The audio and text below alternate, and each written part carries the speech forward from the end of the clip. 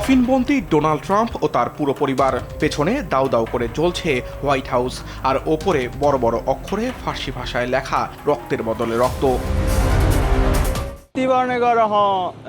এই দেয়াল চিত্রগুলো আমাদের প্রতিশোধের আগুনকে উস্কে দেয়। আমাদের সঙ্গে যা ঘটছে এটি তারই প্রতিচ্ছবি। আমাদের নেতা, আমাদের পথ প্রদর্শক শহীদ হয়েছেন।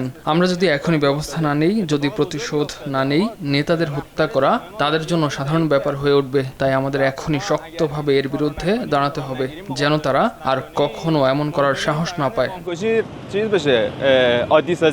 যুক্তরাষ্ট্রের বিরুদ্ধে চরম প্রতিশোধের বার্তা দিতে রাজধানী তেহরানের বুকে ঠিক এভাবেই উন্মোচন করা হয়েছে নতুন বিলবোর্ড। মার্কিন পতাকায় মোড়ানো কফিনের ওপর ট্রাম্প, ফার্স্ট লেডি মেলানিয়া ও তাদের 5 সন্তানের ছবি জুড়ে দিয়ে এবার নিশানা করা হয়েছে ট্রাম্পের পুরো পরিবারকে। این که حتی با وجود شرایطی که الان در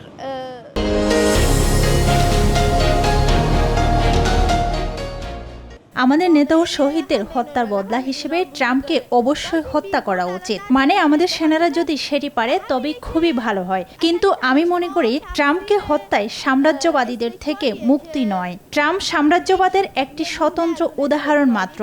তাই কেবল ট্রাম্পকে হত্যাই আমাদের একমাত্র লক্ষ্য হওয়া উচিত নয়। کشتن شاید اونقدر موضوعیت نداشته باشه که এর আগেও ট্রাম্পকে একা কফিনে বন্দী করে বিলবোর্ড ছাপে তেহরান। আগের সেই বিলবোর্ডে একটি খোলা কালো কফিন থেকে ট্রাম্পের মরদেহ উকি দিতে দেখা যায়। ছবিতে তার চুল ছিল উস্কো খুস্কো, চোখ মুখ ছিল বন্ধ এবং ফোলা পেটের ওপর থাকা লাল টায়ের ওপর রাখা দুটি হাত। কফিনের শেষ প্রান্তে তার পা দুটো উঠেছিল সোজা উপরের দিকে।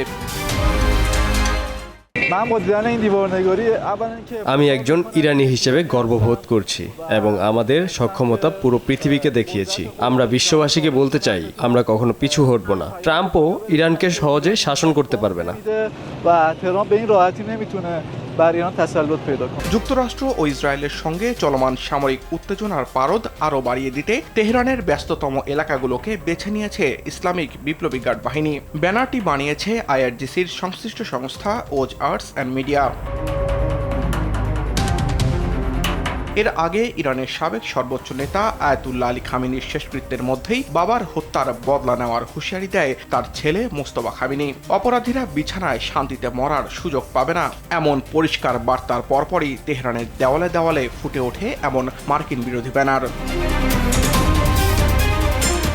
গত এক সপ্তাহ ধরে টানা ইরানে হামলা চালিয়ে যাচ্ছে যুক্তরাষ্ট্র। ওয়াশিংটনের বিরুদ্ধে শর্তভঙ্গের গুরুতর অভিযোগ তুলে আনুষ্ঠানিকভাবে ইসলামাবাদ চুক্তি থেকে পুরোপুরি সরে দাঁড়ানোর ঘোষণা দিয়েছে তেহরান। এর মধ্যেই দুই দেশের মধ্যকার চরম শত্রুতা ও যুদ্ধংদেহী মনোভাবকে আবারও বিশ্বমঞ্চে স্পষ্ট করে তুলল এই নতুন বিলবোর্ডটি। সামিউল শিহাব, RTV।